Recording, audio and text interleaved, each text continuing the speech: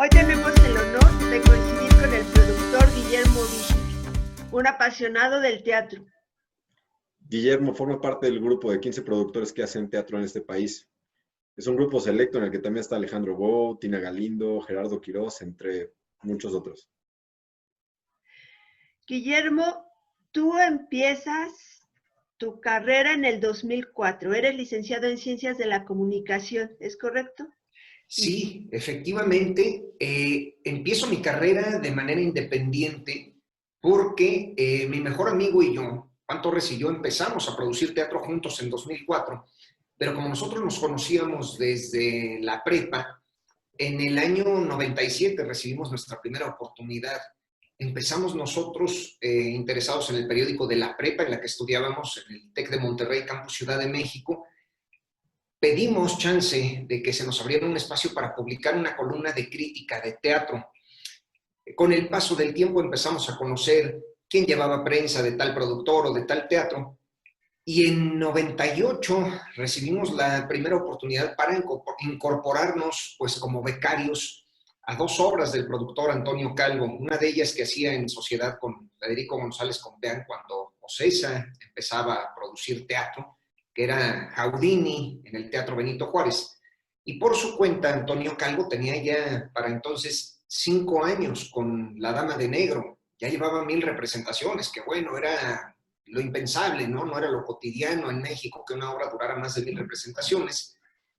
Y en el Inter, Antonio Calvo estaba escribiendo, porque es músico, una obra, un gran musical para Lucero. Según él, para el año 2000 el proyecto se retrasó 3 años, la obra Regina, y entonces a Juan y a mí, Antonio Calvo nos encarga su obra, La Dama de Negro, un fin de semana. Ese fin de semana se convirtió en 5 años que Juan y yo estuvimos trabajando bajo las órdenes de Antonio Calvo. Entonces, en esos 5 años, al mismo tiempo que terminamos la prepa y que estudiamos la misma carrera, los dos somos licenciados en Ciencias de la Comunicación, tuvimos oportunidad de foguearnos. Nos tocó que un día no llegara un actor a tiempo para una función, nos tocó que un actor perdiera un avión para salir de gira, nos tocó aprender a desarrollar códigos de comunicación con distintas áreas de una producción, porque no es lo mismo girar instrucciones en la taquilla o para las acomodadoras que para los técnicos, para el elenco. Y en 2004 fue que Juan y yo decidimos independizarnos y emprender el vuelo por nuestra cuenta. A partir de entonces, a lo largo de 11 años, produjimos 20 obras, hicimos todos los géneros, tuvimos incluso la gran fortuna en 2011 de llegar a Broadway con Godspell, que después trajimos a México, y a partir de 2015, cuando cerramos nuestro primer musical de gran formato en México, La Fierecilla Tomada, cada uno ha tomado su camino. Juan sigue produciendo musicales por su cuenta, tiene La Jaula de las Locas, hizo El Beso de la Mujer Araña, y yo por mi cuenta he hecho desde entonces 4 obras. Así es que, en resumidas cuentas, ese ha sido mi camino. Oye, pues suena un camino bastante largo y con bastante experiencia en lo que es el teatro de México, ¿no? Oye, por ejemplo, yo tengo mucho conocimiento de lo que es producción de conciertos, de festivales, pero me intriga saber qué es exactamente lo que un productor de teatro es lo que hace, qué es lo que hace en el teatro, cuáles son su día a día. Mira, esto es increíble porque cuando tuve la experiencia de producir en Broadway en 2011, hombre, es impresionante que hay uniones, hay sindicatos que representan a las acomodadoras, a los taquilleros, al personal de iluminación, naturalmente a los actores. Aquí en el caso de México, ¿qué hace un productor de teatro? Absolutamente todo. Los productores de teatro somos hombres orquesta, porque yo les quiero decir que eventualmente yo visito Ticketmaster para actualizarme y para saber en qué va el sistema. Muchas veces no solo soy mystery shopper, sino mystery attendant. Me gustaba mucho durante los más de 10 años que Juan y yo tuvimos concesionado el Teatro Rafael Solana del Centro Veracruzano. Una hora antes de la función, ya que veía yo que los actores estaban en sus camerinos, le pedía yo al taquillero que me diera chance de atender a la gente. La gente pues ni me conoce, ni me ubica. Entonces voy monitoreando el sentir del público. Oye, está muy caro, oye, pero entonces hay que preguntar si aceptan descuento de INAPAM. O escuchaba yo lo que opinaban sobre los elencos, ¿no? Porque junto a la taquilla había una caja de luz con el cartel de la obra que teníamos en ese momento. Oye, qué bien se ve, ¿no? Pero la otra ve qué operada se ve, que quién sabe qué. Desde ese tipo de frivolidades hasta preguntarle a la gente, que para mí era lo más valioso, cómo se enteró de la obra. Y para mí era muy interesante, pues porque soy suscriptor del periódico Reforma y vi el especial que hicieron en el Suplemento Club el viernes pasado. O los escuché con Alfredo Palacios. Es que soy fan de Susana Alexander porque leía poesía muy bonito con Guillermo Ortega en El Despertar.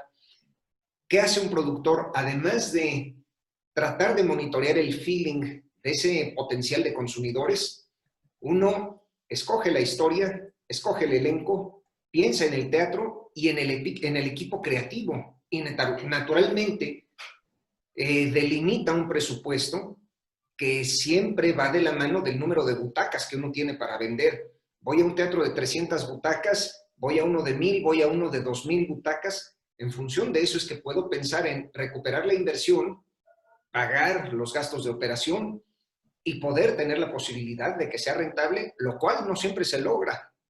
Solo 3 de cada 10 obras logran generar una utilidad. Es un porcentaje bajo, ¿eh? Muy bajo, muy bajo. De hecho, estoy tratando de acordar el nombre de un libro, ya me acordé. Stage Money es un libro que se publicó hace como 12 años en Nueva York, donde mencionan que a pesar de los pesares, el riesgo en el que incurre uno para producir teatro es el mismo que el de abrir una cafetería, un restaurante, una tintorería.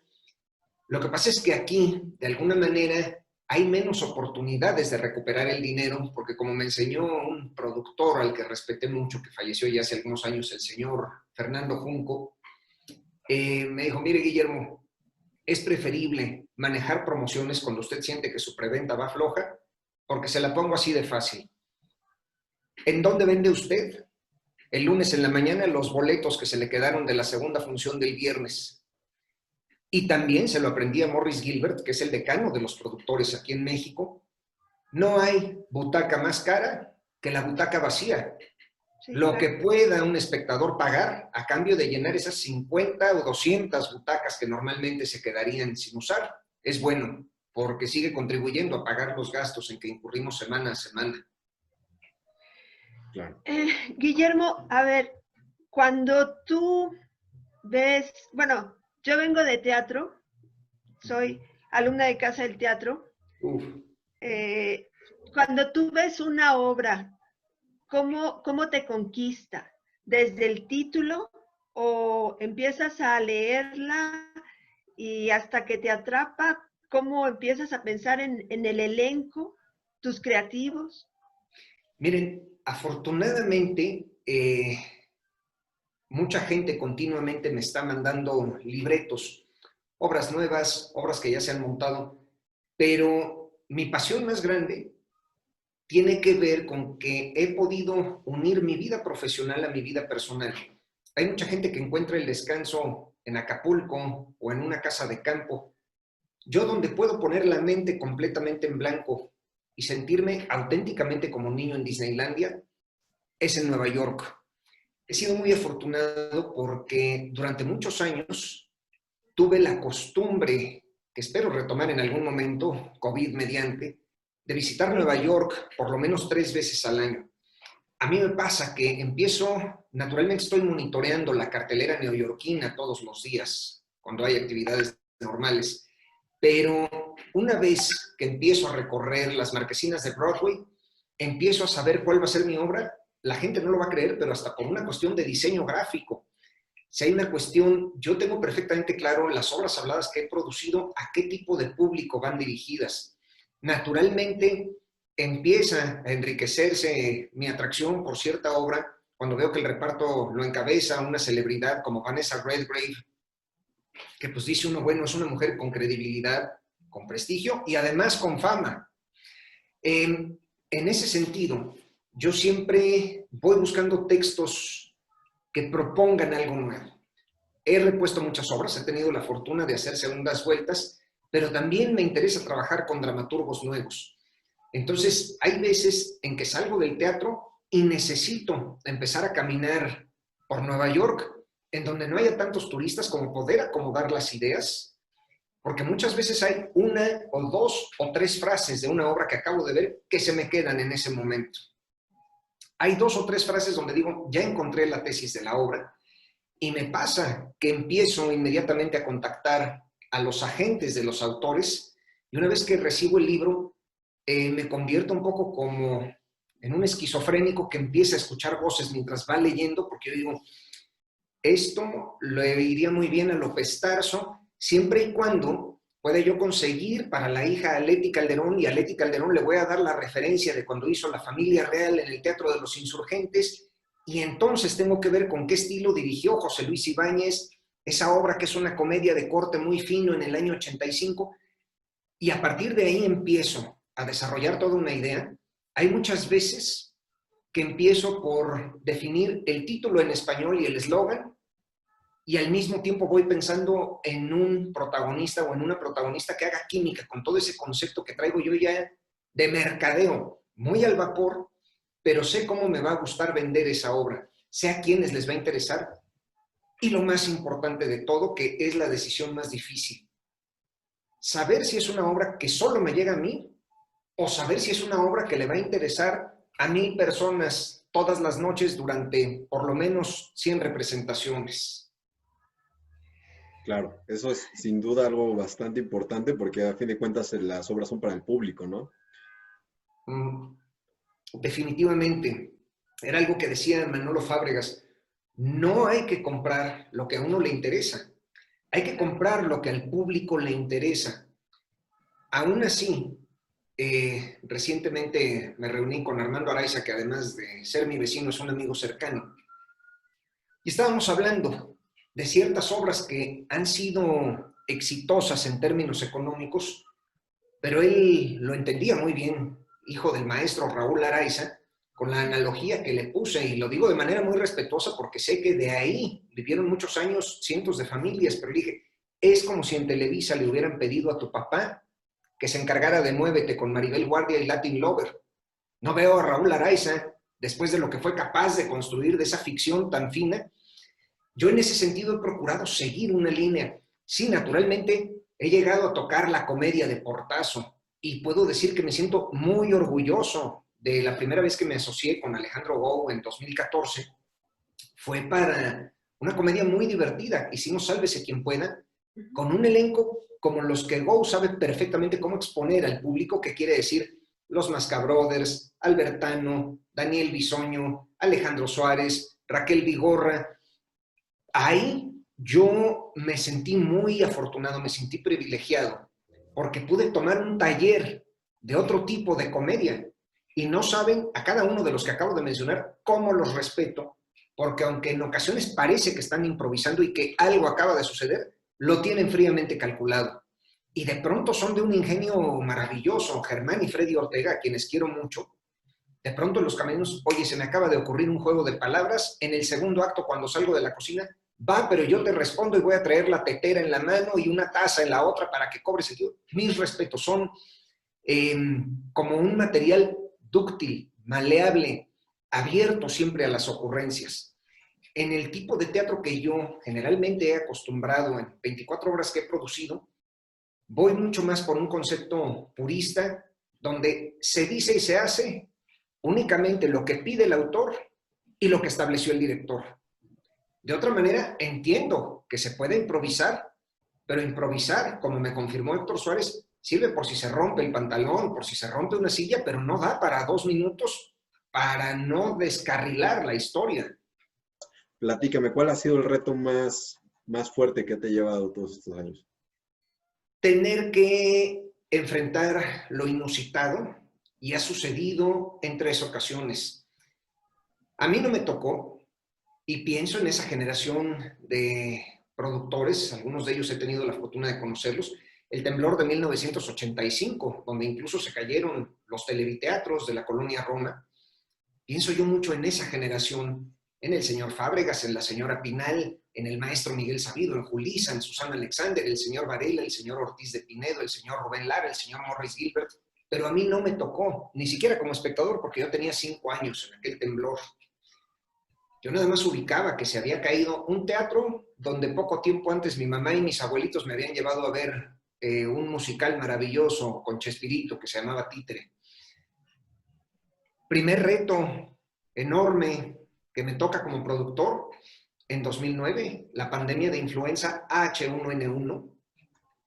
Acabábamos de estrenar, Juan Torres y yo, una obra inglesa que era una reposición de algo que había hecho Susana Alexander en los años 70 y que Susana guardaba con mucho cariño. Entonces la repusimos, conseguimos el elenco ideal, taquillero, atractivo, porque es una obra de dos personajes, Ludvika Paleta y Bruno Bichir. Y fue un trancazo de locura. Vamos en la cuarta semana, viene la influenza y tenemos que parar. A pesar de que era una corta temporada, vaya, no habíamos tenido tiempo suficiente para recuperar la inversión.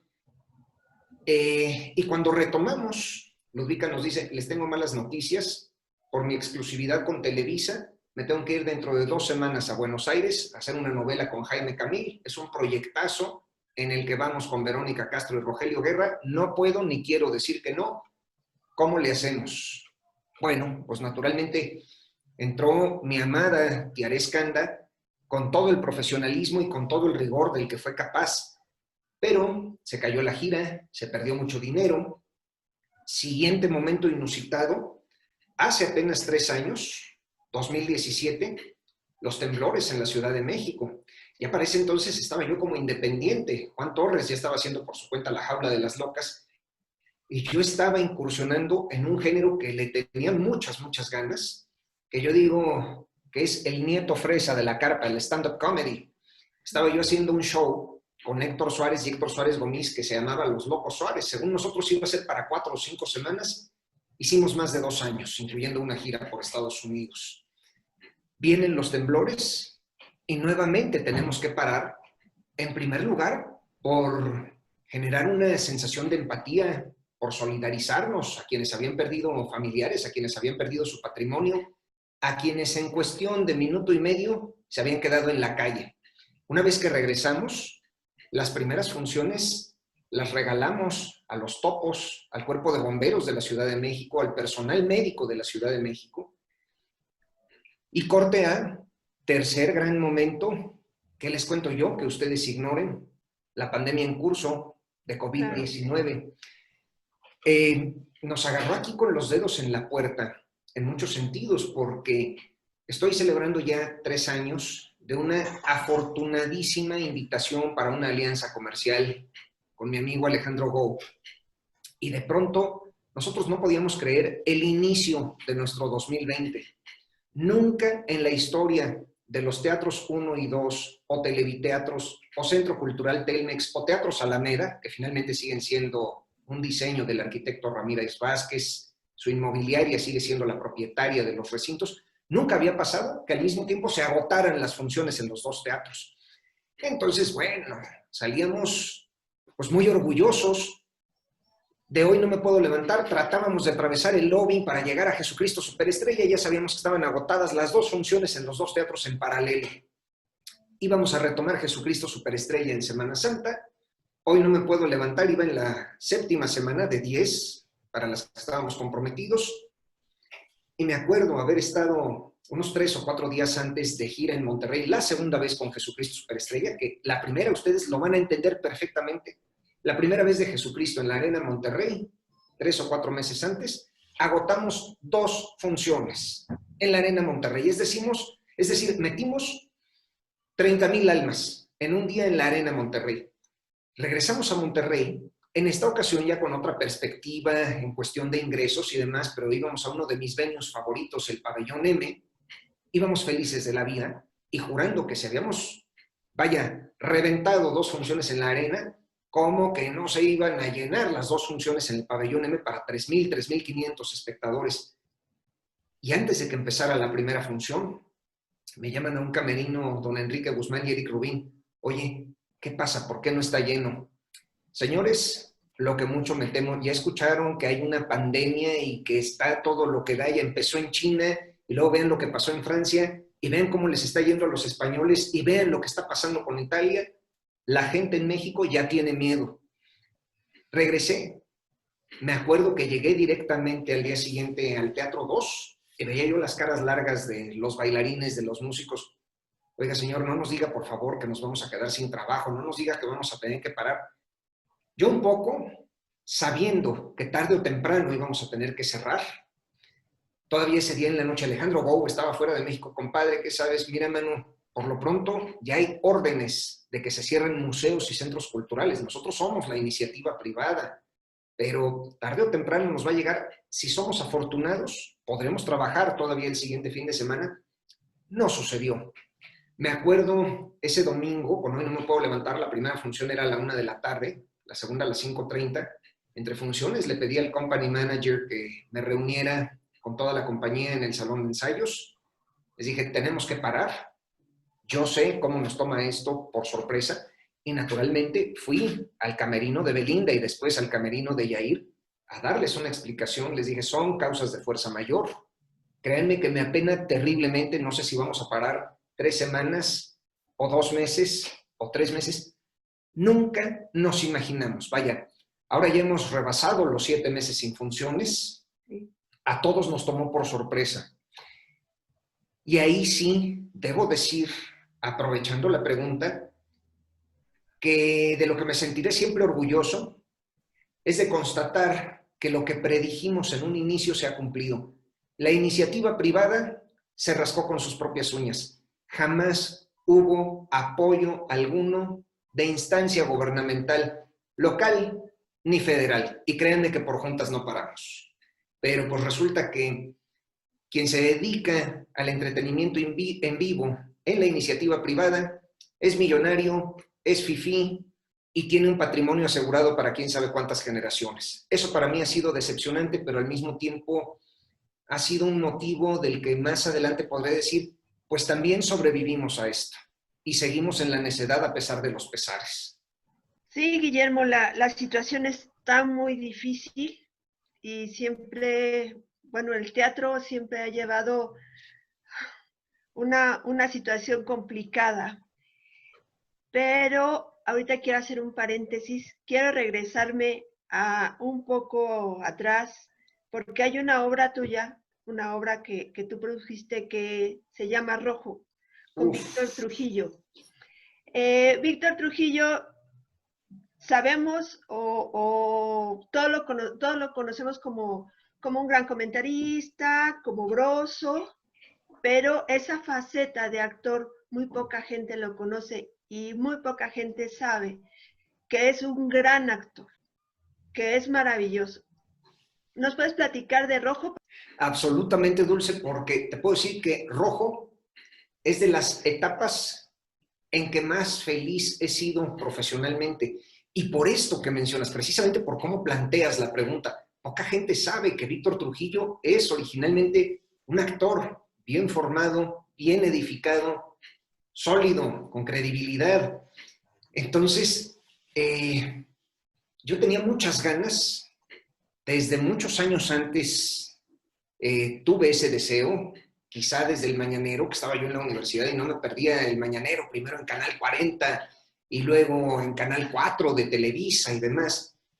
Es de estos deseos que uno lanza como hacia el universo y los astros lograron alinearse. Yo originalmente le había hablado a Víctor Trujillo, era plan con maña, me invitaba a develar las placas de algunas de mis obras porque yo decía, quiero que se vea la línea que estoy manejando, quiero que vean que ese ha sido mi touch como productor, que una vez que contrato a gente connotada le digo, perfecto, ya leíste la obra, ya sabes de qué se trata, yo sé que estás acostumbrado a B y C, pero conmigo es D, E y F.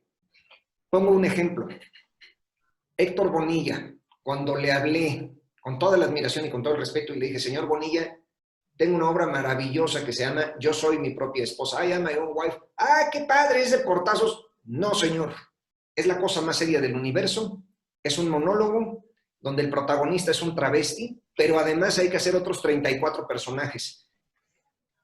Yo creo que es el mejor trabajo que ha hecho Bonilla como actor y eso que ya venía de hacer 125 obras antes de trabajar conmigo.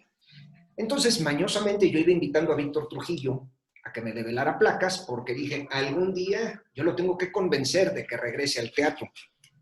No puedo dejar de lado la temporada exitosísima que hizo en el Teatro Libanés y por toda la República de los Lobos que produjo el señor Fernando Junco. Sí. al lado de Pedro Armendáriz, de Chucho Ochoa, de Roberto D'Amico, Rafael Sánchez Navarro. Sí fue muy exitoso, pero yo como espectador me acuerdo de estar en el Teatro Libanés junto a Jacqueline Andere un domingo cualquiera que fuimos, y dije, no, aquí falta, aquí falta, aquí falta, aquí está desperdiciado, él puede más, él puede más, él puede más, él puede más. Y le hablo a Trujillo un año después. A ver, señor, mi socio y yo tenemos los derechos de Driving Miss Daisy y la queremos hacer con doña Silvia Pinal y con usted en el Teatro Helénico.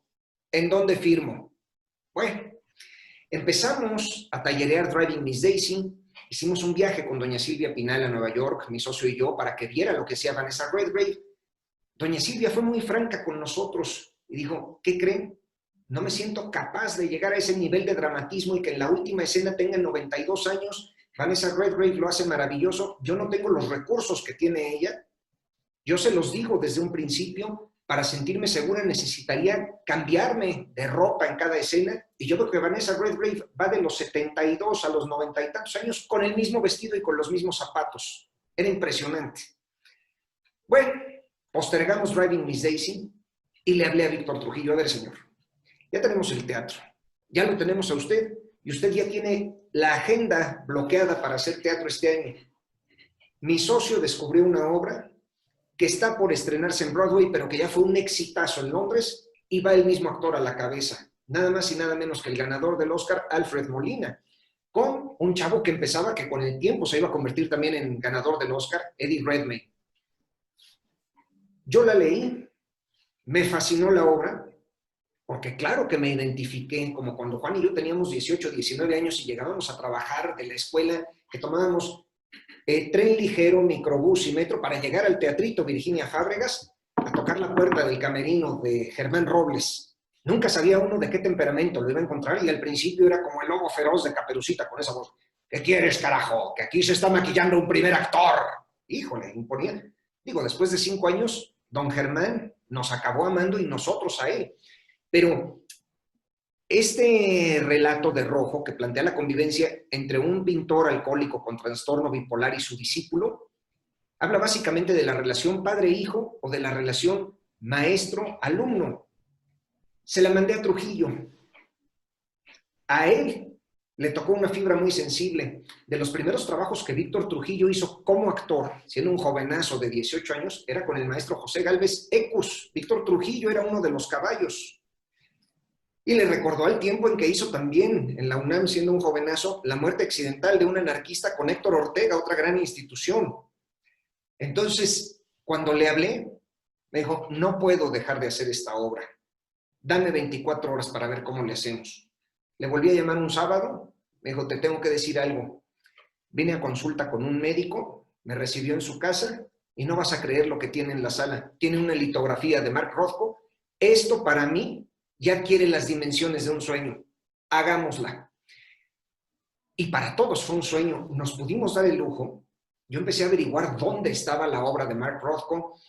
Había una parte de su colección en Washington, otra en Tokio y otra en Houston, la Rothko Chapel, que tiene como 8 pinturas enormes, altísimas. Nos pudimos dar el lujo de llevar a Víctor Trujillo, Alfonso Dosal, la directora Lorena Massa, el escenógrafo Jorge Ballina. 3 días. Nos fuimos todo un fin de semana y entrábamos a la capilla de Rothko a las 8 de la mañana, a las 2 de la tarde y a las 6 de la tarde para conocer todo lo que mencionaba en la obra de cómo él odiaba la luz natural. Entonces, la capilla Rothko, que es un diseño suyo, un diseño arquitectónico suyo, decíamos cómo incide la luz sobre cada una de estas pinturas en distintos momentos del día. Y para ir a aprender la técnica, porque en escena Alfonso Dosal y Víctor Trujillo tenían que pintar un cuadro en la primera capa de color rojo en 3 minutos frente al público. Entonces queríamos reconocer esos accidentes.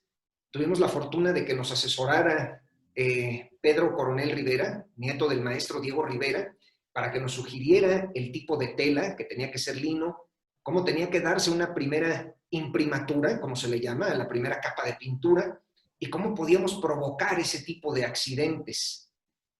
Entonces, Rojo fue un producto tan afortunado, que un altísimo funcionario de Conaculta, no lo puedo echar de cabeza, porque dijo, si tú dices mi nombre voy a negar que te lo dije, es la mejor obra que se ha hecho en los últimos 30 años en el teatro helénico. Fuimos muy afortunados. Sí. ¿Cuál es tu obra favorita de todos los tiempos? ¿Y por qué? ¿Como espectador o como productor? Pues si me puedes dar las dos, mejor. Mira, como espectador, yo salí conmovido en 2006, en un viaje en que habíamos ido Juan y yo a ver La Jaula de las Locas a Nueva York.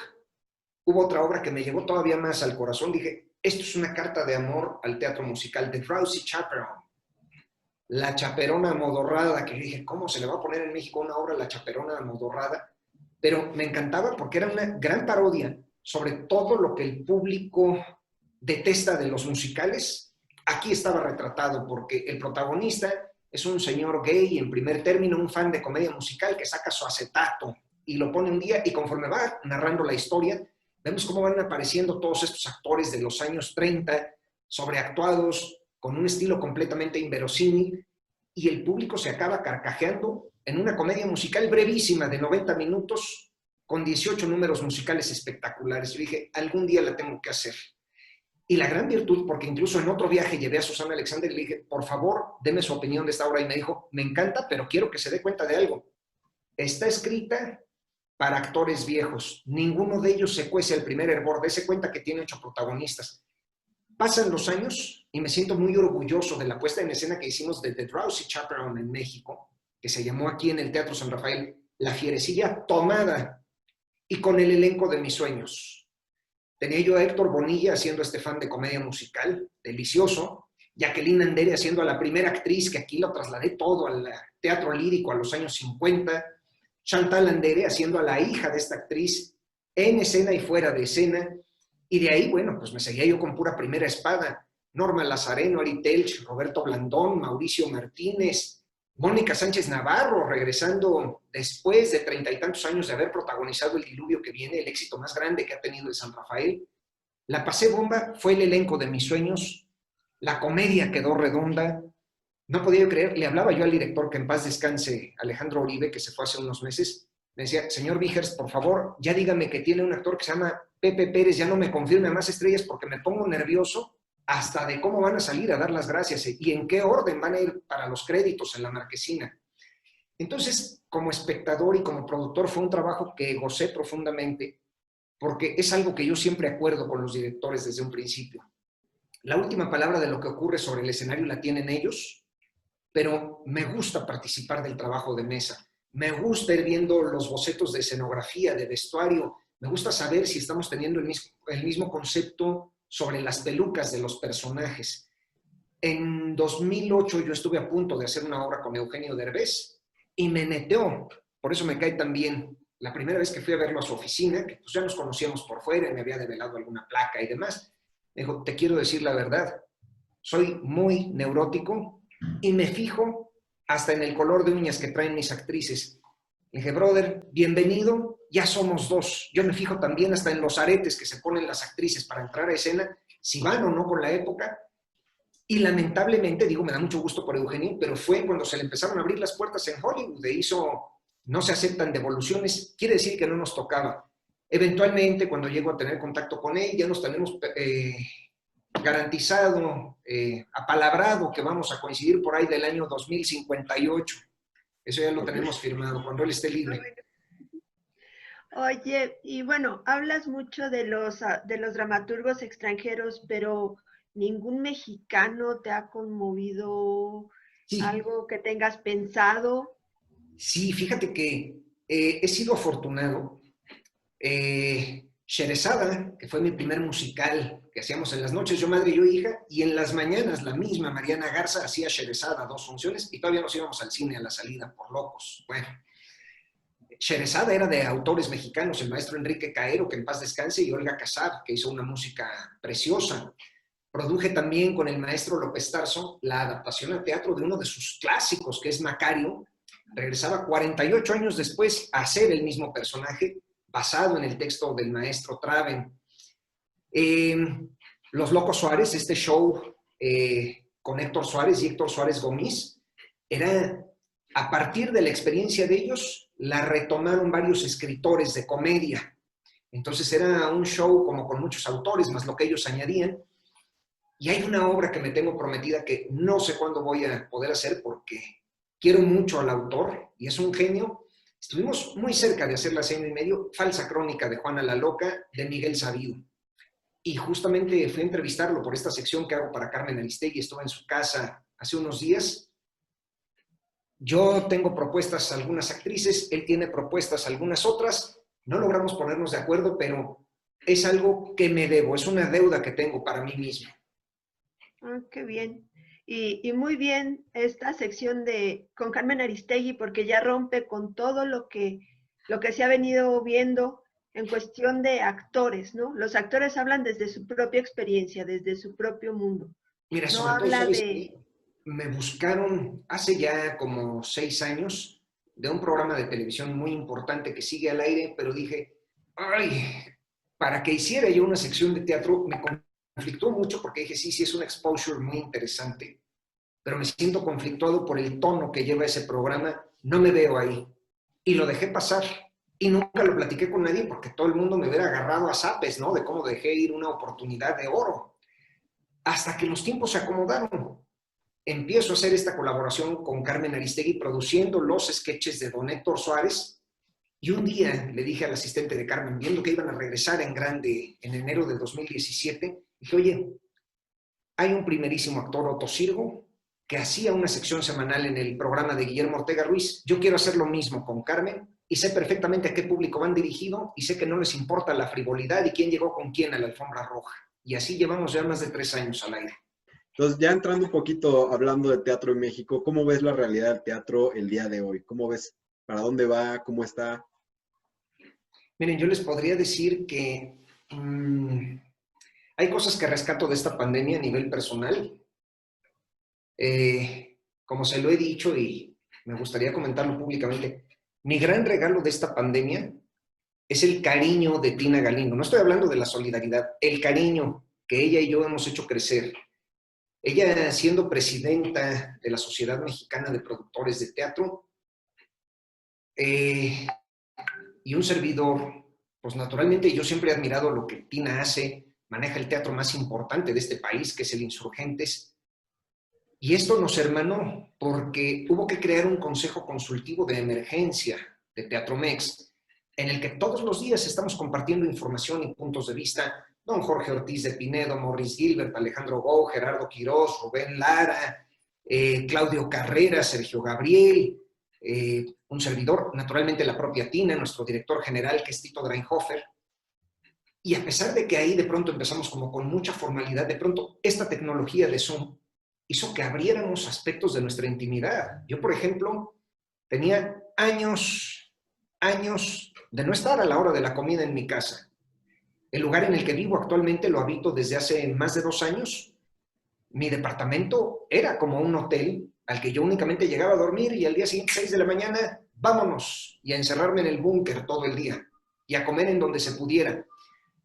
Ahora, con lo de la pandemia, me ha dado mucha ternura que Tina me habla para preguntar qué estoy haciendo para la hora de la comida. Bueno, benditos sobres de Nor, que me han salvado la vida. Y luego le he presumido que ya hasta me compré una máquina de capuchinos. Eso es lo que rescato.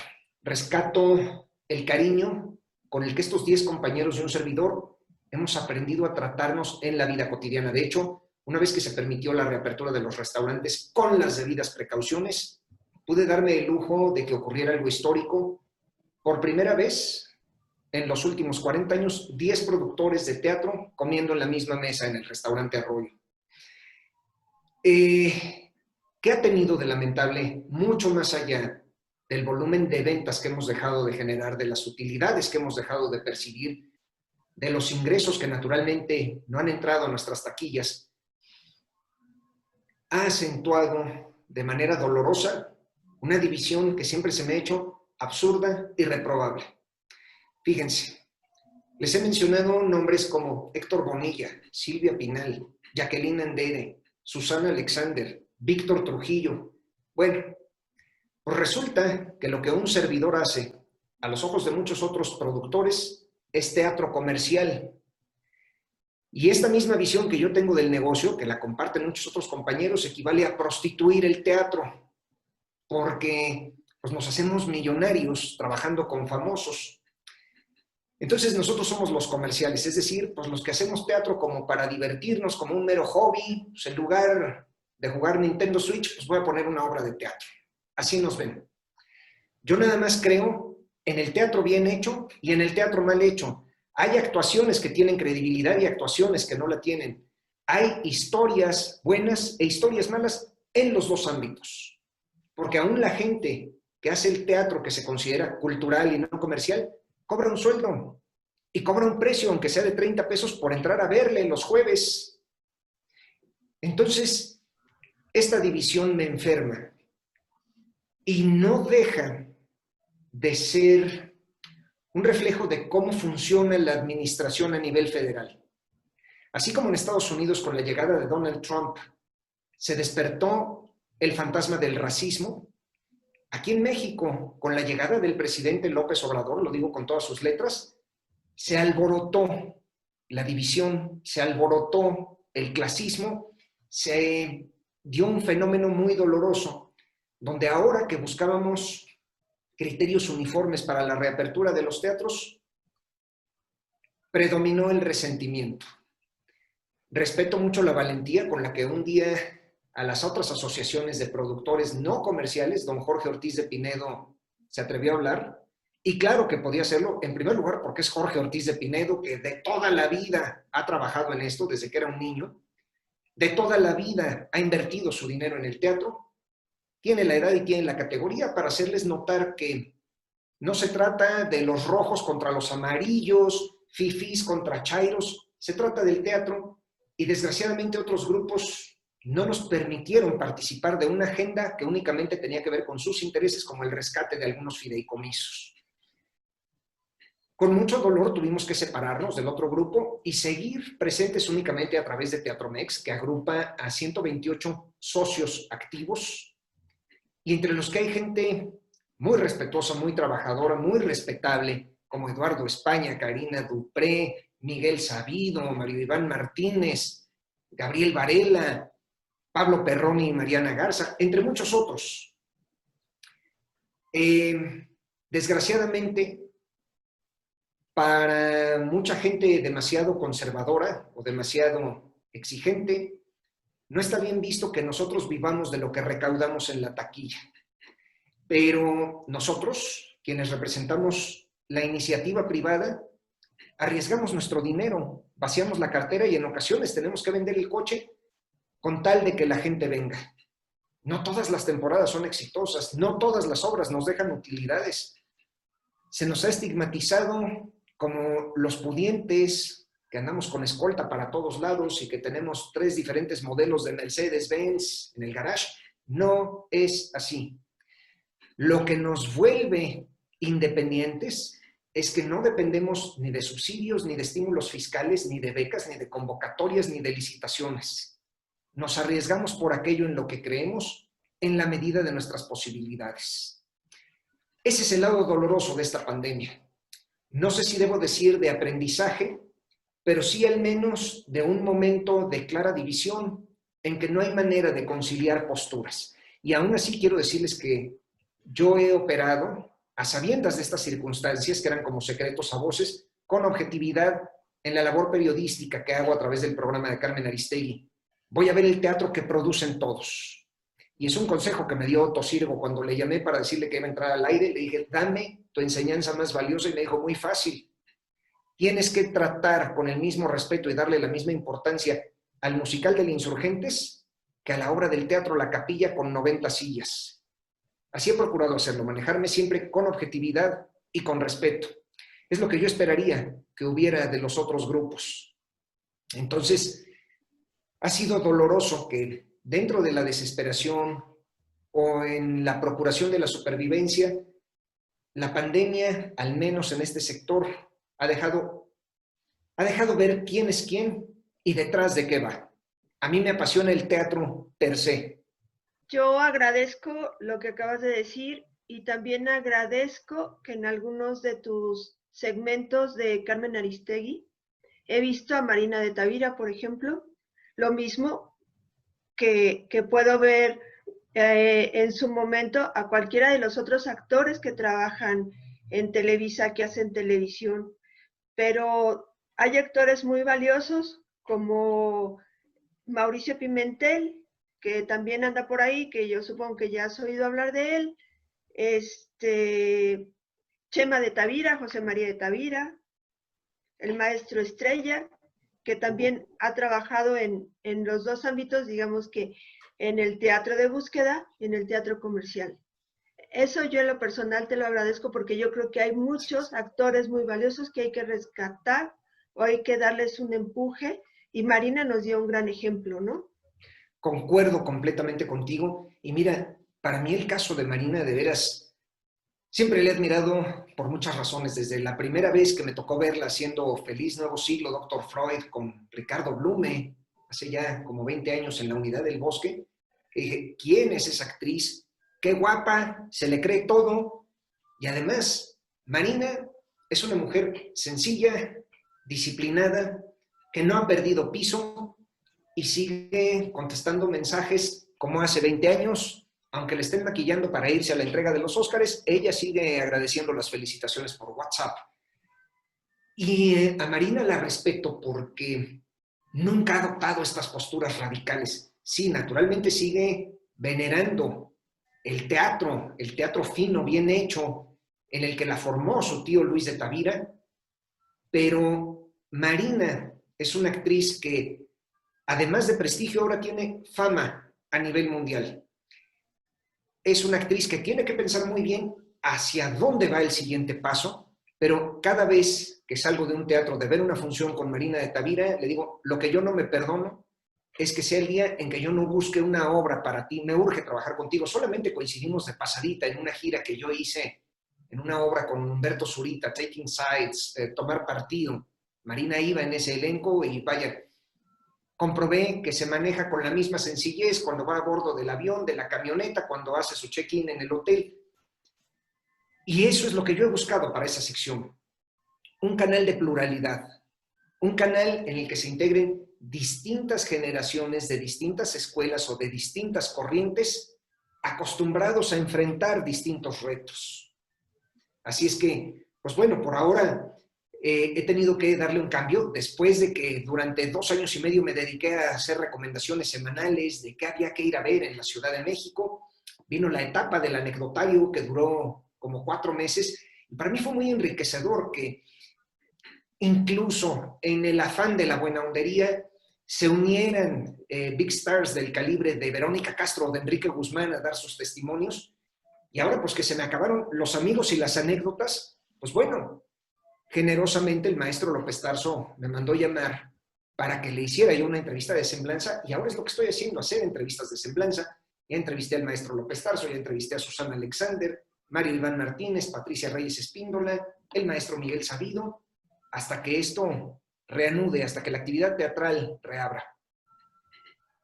Bueno, y hablando de esto de que volvamos a abrir todas las actividades de entretenimiento, ¿tienes algún proyecto en puerta? ¿Hay algo que esté, alguna oferta que tengas, algo que planeas para cuando todo regrese a la normalidad o la nueva normalidad? Mira, yo en ese sentido he procurado siempre ir 18 meses adelante. Siempre tengo en stock comprados los derechos de algunas obras. De hecho, yo no sabía que esta alianza comercial con Alejandro Gou se iba a prolongar todo este bendito tiempo, pero hubo obras habladas que tuve que ceder a otros productores y demás, obras que me hubieran muerto de ganas por hacer. Yo tenía los derechos de lo que me parece que ha sido el mejor trabajo de Rebecca Jones en teatro, un monólogo que hizo en 2003 que se llamaba Retrato de la artista desempleada. Bueno, ni modo, una por otra, porque pues o era eso, o era ser Jesucristo Superestrella. Dije, este es el momento de hacer los grandes musicales que crecí escuchando con grabaciones de Londres y de Nueva York y de México cuando el productor llegaba a sacar el disco. Ahorita, naturalmente, hemos tenido que revisar con lupa todos los contratos y todas las licencias, porque mucho del trabajo que hago en la empresa de Alejandro Gou, ahora que en mí ha confiado la construcción de estos musicales monumentales de gran formato, tiene que ver con un aspecto legal, de derecho de autor y de ver, no es tan fácil. Si alguno de ustedes tuvo la oportunidad de ver Jesucristo Superestrella, la desmantelamos y la rearmamos, porque ese fue el punto de partida con los ingleses, decirles, oigan, ya no va Jesús con las barbas largas y con una túnica y con los guaraches y los romanos con unas espadas de cartón, ya no va. Ahora nos vamos a una estética futurista de una película como Blade Runner, como Mad Max. Llegar a eso son 18 meses de negociaciones. ¿Qué ha habido en el Inter? Que ahora lo primero que tenemos que hacer es retomar Jesucristo Superestrella para quizá 2 funciones de despedida. Retomar Hoy no me puedo levantar, que gracias a Dios interesó y gustó. Tuvimos que posponer y no tenemos fecha de arranque, que ya habíamos empezado incluso a entrenar a los niños. School of Rock, que también es de Andrew Lloyd Webber. Ya teníamos al protagonista, ya teníamos miles de cosas, habíamos tenido juntas con los creativos aquí en México. Ahora estamos a la espera de ver, por eso, inteligentemente, Alejandro Gou arrancó con obras en las que yo no tengo nada que ver, son proyectos completamente ajenos a mi contrato en su empresa. Obras habladas, pocos actores y de comedia, que me parece que es lo primero que va a querer consumir el público.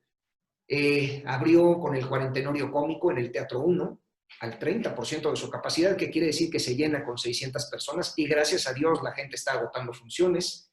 Acaba de abrir en el Teatro Aldama, al que ahora le caben 300 personas, A Oscuras me da risa, con un elenco de franca comedia y muy connotado, que quiere decir Albertano, Raúl Araiza, Ninel Conde, le puede ir de maravilla.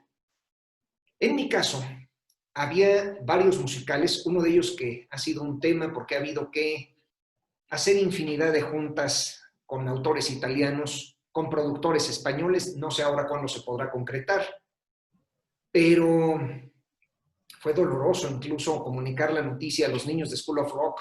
Teníamos a 60 niños en capacitación de entre 10 y 14 años y decirles, oye, siempre no, gracias por participar, las horas que nos has regalado, pues ya no tiene nada que ver, porque naturalmente si retomamos el proyecto en un año, los niños ya habrán crecido, ya les habrá cambiado la voz, las niñas ya tendrán cuerpo más de mujeres que de niñas. Entonces, por ahora no hay nada establecido, todos hemos tenido que aprender a fluir. Hay obras que me muero de ganas por hacer, pero como aconsejé a los colegas productores, es momento de hacer obras chicas. Mis amados Tina Galindo y Rubén Lara reabren El Insurgentes con El Marido Perfecto, que es una comedia de 7 actores y con la que les deseo que tengan todo el éxito, porque eso se traducirá en que podamos medir pronto cuáles son las expectativas y cuánto es lo que la gente está dispuesta a pagarnos por un boleto de teatro. Como le decía yo a Tina en una llamada hace como 3 meses, le dije, Tina, la pregunta ya no solo es cuándo reabrimos, sino a quién le vamos a vender boletos. ¿Quién va a tener la capacidad económica para venir con la familia al teatro con este nivel de desempleo? Es muy lamentable. Entonces, vaya, no hay manera de poder predecir desde ahora qué viene y cuándo sucede, solamente esperar. Ayer, de hecho, tuve una llamada desalentadora con una ejecutivaza que hace teatro de primera en Londres. Me dijo, pues te tengo noticias. Broadway reabre hasta septiembre de 2021. Revisé los periódicos hoy en la mañana, se habla de mayo, junio. Ella me habló de septiembre. Si eso pasa en el primer mundo, ya no sé ni qué esperar aquí. No sé ni qué esperar, ¿eh? De veras, es negro el panorama. Creíamos que ya habíamos atravesado lo peor. No he llegado. Ahorita va a ser más difícil que la gente asista. Fíjense, Dulce y Sergio, que era una de nuestras peticiones ante distintas instancias gubernamentales, que el teatro, como en Europa, se declarara una actividad, un servicio de primera necesidad, para que los técnicos, las acomodadoras, los taquilleros, los cantantes, los bailarines, los actores, los músicos, pudieran tener acceso a un fondo emergente de rescate. Tengo claro que cuando reabramos nos tendremos que sentar, trabajo de escritorio, con cada integrante de una compañía para decirle, ahora esto es lo que tengo para pagarte, lo tomas o lo dejas, no puedo más. Por esas razones que hemos venido postergando y postergando y postergando el regreso de Jesucristo Superestrella, que en este momento creo que sería impactante, un mensaje de esperanza, un mensaje alentador, y que no necesariamente tiene que ver con un enfoque religioso, que también fue lo que hubo que explicar a la gente de Andrew Lloyd Webber. En esta ocasión nuestro tema no va sobre el líder religioso, sino sobre el líder político, el filósofo. Bueno, No hay manera de hacer Jesucristo porque estamos hablando de que quedamos muy mal acostumbrados a que un proyecto pensado para 20 funciones se extendió a 95 funciones agotadas, todas en un teatro de 2,200 localidades. Si ahora pensamos en hacer ese espectáculo a teatro lleno con 600 butacas, no salen ni siquiera los gastos. Y también tengo claro que un boleto como el de Jesucristo, desgraciadamente, tenía ese precio tan alto, porque ustedes lo saben mejor que yo. Los cantantes cobran mucho más que los actores. Tener a 7 estrellas de alcance internacional no era fácil. Era una obra que solamente nos permitía alcanzar el punto de equilibrio si el teatro estaba vendido al 70%. Era una locura. ¿Cuándo vamos a poder retomar este tren comercial? No lo sabemos. Lo que sí sabemos es que la obligación de nosotros como empresarios radica en hacer las mejores ofertas y las mejores promociones. Yo no sé si 2x1, 3x2, 5x4, y no vamos a poder cobrar los precios que cobrábamos antes. A todos nos ha cambiado la jugada. Pues a mí me da mucho gusto que estés trabajando con Alejandro Gou. Yo trabajé con Alejandro en sus infantiles, porque Alex tiene una visión muy especial para hacer las obras infantiles. Eso es muy bonito porque aparte respeta todo el concepto. Es impresionante. Tiene un olfato para los negocios que, mis respetos. Ha habido de pronto proyectos que no necesariamente van dirigidos a los niños y le digo, compadre, ¿de veras va a venir la gente? Y me cierra la boca el primer día, ¿no? Que veo yo agotado. Es impresionante. Es impresionante. Sabe muy bien hacia dónde enfocar sus apuestas, que es algo que yo he tenido que aprender a controlar. Sí, muy bien el romanticismo y mi idea de la literatura un poco más sofisticada y vanguardista, pero no necesariamente. Aquí en el caso de Alex, le dije, oye, ¿seguro quieres que hagamos Jesus Christ Superstar? Ve cómo fue la última vez y ve cómo fue esta obra. Me cierra la boca. Él tiene como muy claro qué quiere vender de cada obra. Y aparte trae ideas muy contemporáneas porque logra hacer ese sincretismo, ópera, teatro, visual, mapping, el cantante. Absolutamente, y es algo que le respeto mucho. Vaya, en una junta de producción, mientras a mí me encarga, oye, pero dime si te hace sentido esa letra. No, porque aquí, compadre, el acento va en esta parte y entonces viene el cambio y y yo creo que tenemos que empezar con las vallas en este punto y luego vamos con pantallas de LED y luego espectaculares. Alejandro es impresionante. Todo lo que uno le habla de fierros y de términos técnicos lo conoce perfecto. No entendía nada en la primera junta cuando me hablaba de sus Body Light de 5,000 y de 2,500. Yo decía, ¿de qué habla? Es que mi proyector de tantos números, yo decía, ¿de qué me habla? ¿Qué es eso del proyector láser? ¿Cuál es la diferencia contra uno de lámpara? Yo no entendía nada de términos técnicos. Alejandro es feliz con eso. Alejandro lleva dentro como un niño al que alimenta a través de esos shows como Barney y Dora la Exploradora y Bob Esponja. Es el primero en estar viendo las caricaturas con sus hijos y es el primero en correr a las tiendas de fierros en Nueva York. Ahí es feliz y de pronto le encanta hablar por teléfono. Oye, no se te ofrece nada, pero ya pensaste que tenemos que cambiar el cable y si te llevo esto y si te llevo lo otro. Él es feliz, es buenísimo, es un crack para eso, mi compadre. Personalmente, ¿cuál sería el legado que te gustaría dejarle a las nuevas generaciones de productores que en algún momento tomarán su lugar?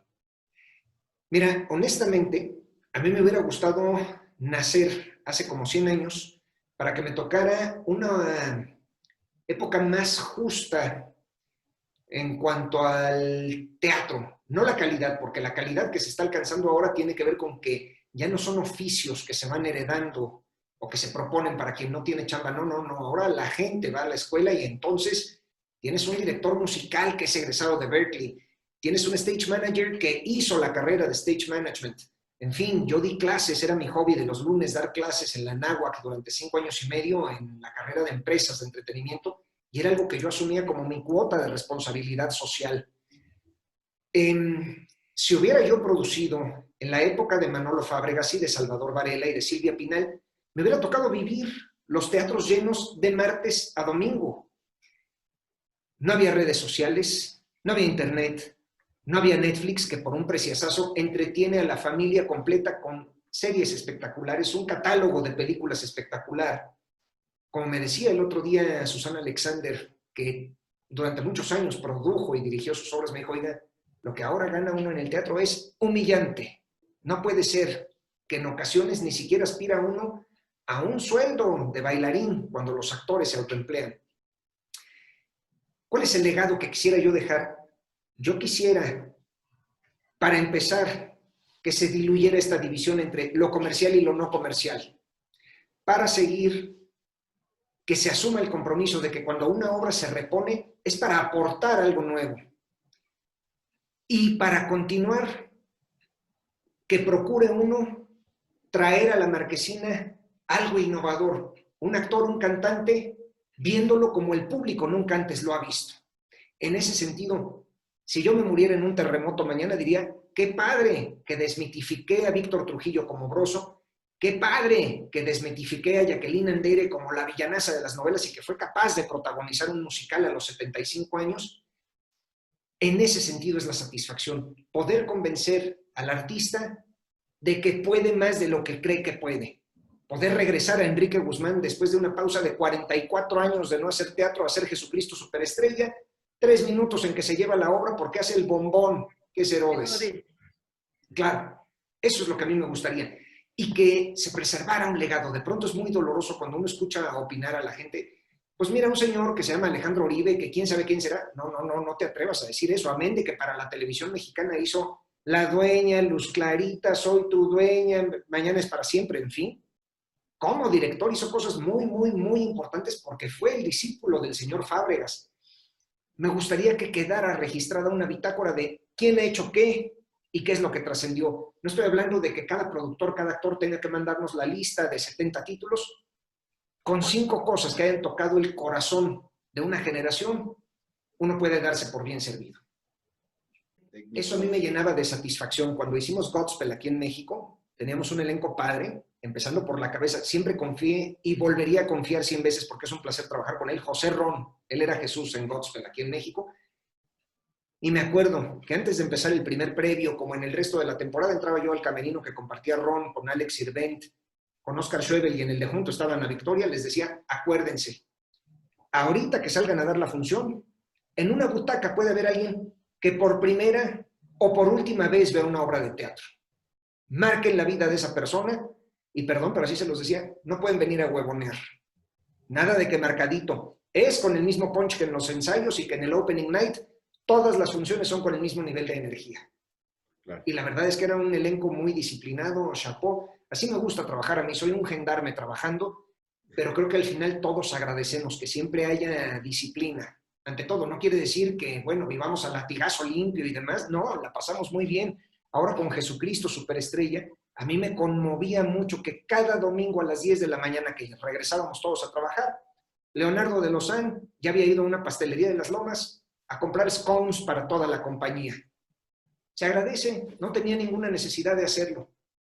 Entonces, es lo que procuro yo, siempre construir en mis compañías desde la armonía, que todos nos llevemos bien, porque entonces todos gozamos lo que estamos haciendo. No, pues muchísimas gracias por eso, porque nos ofreces productos muy buenos que Gracias, nosotros Lucy. disfrutamos y que son de calidad. Te agradezco muchísimo. Es lo que a mí me interesa, que a la gente no le pase de largo que acaba de ver un espectáculo mío, que algo se le quede, algo se le quede. Incluso he tenido obras que han sido fracasos económicos y de pronto, oye, ¿qué no hiciste tú tal obra en el Teatro Ofelia que Salvador Sánchez empezaba, tacatá, tacatá, tacatá? Claro, era mía. Bueno, ya si trascendió en la vida de una persona, el esfuerzo bien valió la pena. Claro, por supuesto. Guillermo, Bueno, pues soy yo muchísimas quien les gracias por agradece. coincidir con nosotros. La verdad es que valoramos que hayas aceptado esta invitación. Por favor. Talento tan importante a nivel de producción de teatro es sin duda muy valioso lo que nos dejas a nosotros y lo que la gente podrá ver en este video, y te agradecemos mucho. Muchas gracias. Por favor, se los agradezco yo a ustedes y en algún otro momento les platicaré quién fue el culpable de que se hiciera Wicked en México. Es una historia que nadie conoce. Yo abrí las puertas para Wicked. Federico González Compeán llevaba años buscándola y de pronto, un día en Camerinos, como es el mismo autor de Godspell, dije, oiga, señor Schwartz, ¿qué no le gustaría hacer Wicked en México? ¿Crees que México puede? ¡Claro! y que conecto a Federico con él. Y el resto de la historia y luego se los cuento.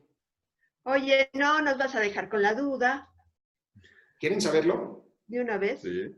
Juan Torres y yo íbamos a ser los productores ejecutivos de Wicked en México. Y surprise, un día entro a dar clase en la Náhuac y una de las chavas se me acerca con el iPad. Mira, prof, ya viene Wicked a México. Nos dejaron fuera de la jugada. Yo concerté el primer encuentro entre Federico y la oficina de Steven Schwartz. Algún día se lo he de decir, hemos coincidido, pero pues no es oportuno que me le acerque yo en el estreno del Rey León de, oye, mano, ¿qué onda con hace 7 años? No me tocaba hacer Wicked. Pero en ocasiones la gente no sabe qué hilos hubo que mover, qué mails hubo que enviar o qué llamadas hubo que generar para que un espectáculo de gran formato acabara sucediendo en México. Pero son lecciones, dije, bueno, ya aprendí, la próxima vez lo hago por mí, por la satisfacción de hacerlo, no por nadie más, hasta que no haya un contrato de por medio. Sí, claro. Muchísimas gracias por contarnos, por compartirlo y por coincidir. Te lo agradezco yo también. Se los agradezco mucho. Cuídense mucho. Gracias y esperamos pronto ver alguna de tus obras nuevamente. Por favor, será un placer. Muy pronto nosotros estaremos también. ahí. Así sea. Gracias. Hasta Gracias, luego. hasta luego. Bye bye. Bye.